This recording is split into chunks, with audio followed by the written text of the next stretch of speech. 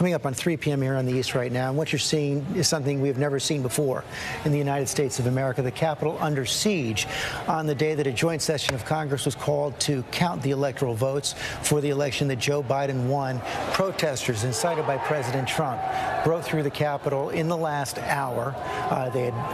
President Trump had spoken at a rally of the protesters earlier. They broke through the Capitol in the last hour, broke through the barricades, are now inside the Capitol on the Capitol steps.